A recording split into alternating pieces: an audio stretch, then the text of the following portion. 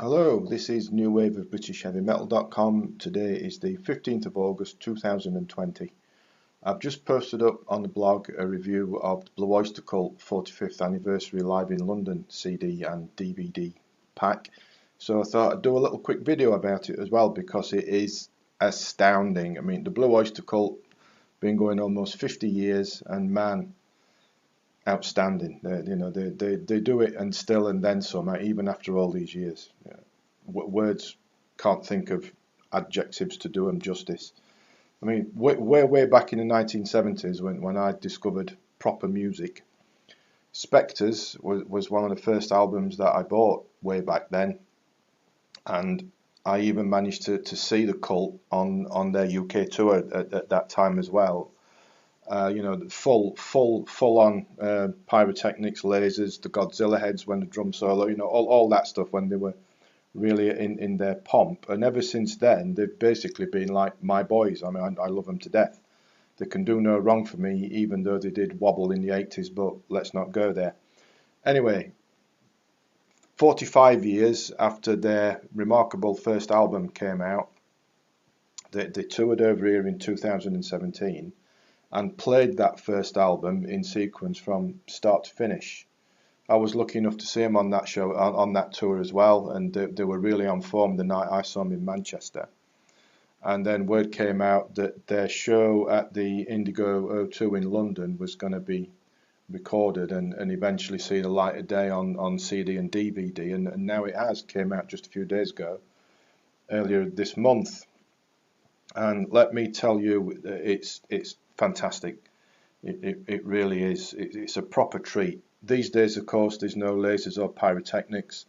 It's the band on stage just doing what they do best and playing their stuff. They don't need a big show to take anything away from just how good they are. It's consummately performed and captured on this DVD and CD. And the DVD is impressive. It really is. It's flawless. All right, Eric's in his mid-70s and his voice isn't what it was, but that doesn't detract from him still being able to perform really well. Donald Rosa or Buck Dharma, whichever you prefer to call him, that boy is still one of the great rock guitarists of all time in my view. He is effortless, sublime. He can do it all. He can do the melodic stuff, the heavy stuff, mazy solos. This bloke can do a lot, no argument, and that shows here as well. And again, for another guy in his 70s, Buck is phenomenal. Richie Castellano, for me, is a bit of an unsung hero in the band. I mean, he's a fine guitarist in his own right. And then we've got Danny Miranda and Jules Rodino as solid a rhythm section as you'll find anyway. It's amazing. And they start off and play that first album through start to finish.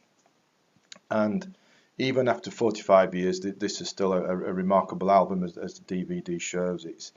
It's got a lot. It's hard and heavy. It's sublime. It's melodic. It's trippy, and everything in between. It's up there even now, 45 years later, as fine a debut rock album as you'll get from anybody.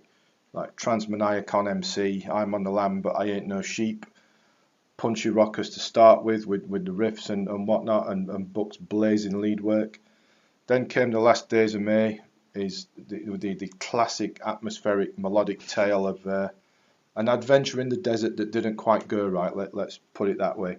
And Buck wrote this song, and his soulful vocals are really impressive as well. And the band really stretch it out here with some remarkable extended guitar solos from Buck and Richie. It's fantastic, and Richie, in my mind, he pushes Buck close. He's that good, and even when he's in full flow here, Richie breaks a string and he doesn't miss a note. And you just watch it, your jaw will drop to the floor. It's that good. You just got to see it to believe it. Now we got Stairway to the Stars and Before the Kiss, a Red Cap, taking us back to the more punchy, rocky style.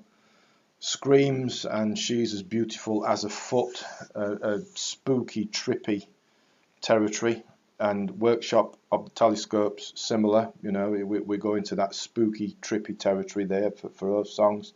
And then sandwiched in between, we have the classic, monstrous, heavy Cities on Flame with Rock and Roll. I mean, that crunches, man. That is amazing. And then it finishes off with the sort of a power popper, as I call it, of Redeemed. What an album. You got it start to finish live and performed flawlessly. Brilliant. But there's more, even. There's more. They don't stop there. Oh no. After Redeemed, we have Bucks Boogie, and that gives us more evidence, if it was needed, about how great a guitarist Donald Rosa is.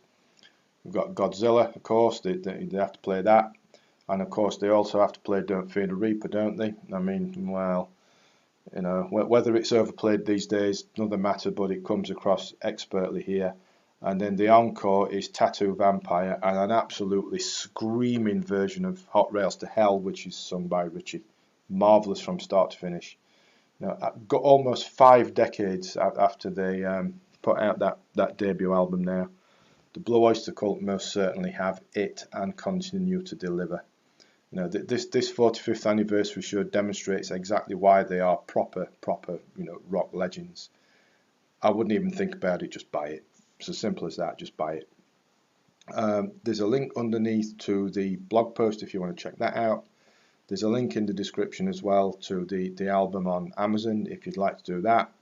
And a quick favour, if you wouldn't mind subscribing to the channel before you go, that'll help us to grow, and you'll get notified when we put up other videos as well. So that's it. Thanks as always for listening, and take care.